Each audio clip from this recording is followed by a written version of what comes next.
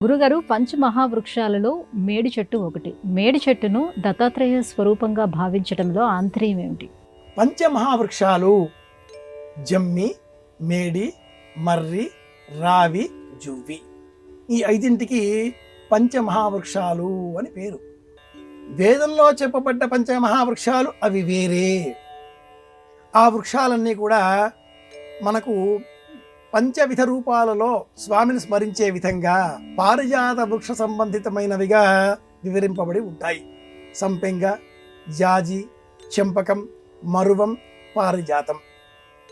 భౌతికంగా ఈనాటి కాలంలో మనం గమనించేటటువంటి పంచమహావృక్షాలు మేడి, జువ్వి, రావి, మర్రి.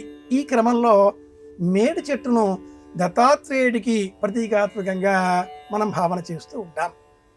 వృక్షాల అన్నింటి ప్రస్తావన వేదంలో ఉంది.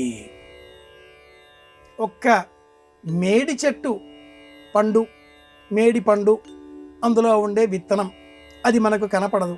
ఆవగింజంతా, ఆ ఆవగింజంతా ఉన్న మేడి చెట్టు వృక్షం యొక్క ఆ పండు సంబంధించిన అందులో ఉండేటటువంటి ఆ బీజం విత్తనంలో అంత పెద్ద మేడి చెట్టు దాగి ఉంది అని ఉపనిషత్తులలో ఒకానొక ఉపనిషత్తులో శిష్యుడికి గురువు బోధిస్తాడు. నాకు ఈ చిన్న చివరన ఒక విత్తనం లభించింది, ఆవగింజ కంటే కూడా చిన్నగా ఉంది అన్నప్పుడు ఆ గురువు ఈ ఆవగింజ కంటే కూడా చిన్నగా ఉన్నటువంటి ఈ విత్తనంలో నేను అంత మహావృక్షాన్ని చూస్తున్నాను అని వివరిస్తాడు. మేడి చెట్టుకు ఆద్యంతములు లేవు, అనంతమైన వృక్షం ఇది. బ్రహ్మ, విష్ణువు, మహేశ్వరుడు ముగ్గురి కూడా మనం ఈ చెట్టు కిందనే స్మరించే ప్రయత్నం చేస్తూ ఉంటాం.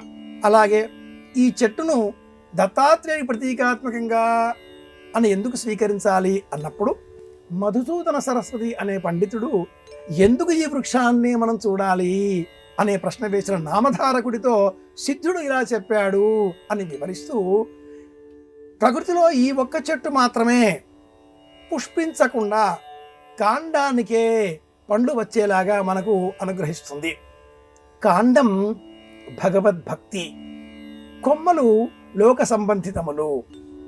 భక్తులు భగవంతుడిని ఆశ్రయించాలి, పరమాత్ముడు అనుగ్రహిస్తాడు. ఇలా బోధించే వృక్షం ఒక్క మేడి చెట్టు కనుకనే ఔదుంబర వృక్షం ఈ చెట్టు కింద అంటూ మనకు గురుచరిత్ర వివరిస్తుంది. నీతి శాస్త్రంలో కూడా ఈ చెట్టు ప్రస్తావన మరో చోట వస్తుంది. ఔదుంబరాని వృక్షాన్ని శ్వేతవర్ణంచ వాయసం జలమధ్యే మత్స్యపాదం ననారీ హృదయ స్థితం. ఇది ఆ నీతి శ్లోక వాక్యం. ఏమిటి ఉద్దేశ్యం అంటే, మేడి చెట్టు పువ్వులు కనిపించవు, ఇది నిజం. తెల్లని కాకులు కూడా కనిపించవు, ఇది కూడా నిజం. నీటిలో ఈదేటటువంటి చేప మొప్పలు కూడా కనిపించవు, ఇది ఎంత నిజమో. ఒక మహిళ మనసులో ఎటువంటి ఆలోచనలు తిరుగుతున్నాయో, కదులుతున్నాయో పరమాత్ముడు కూడా ఊహించలేడు, ఇది 4వ నిజం అంటూ నీతి శాస్త్రం వివరిస్తుంది. జాగ్రత్తగా మసలుకోండి అని బోధ చేస్తుంది.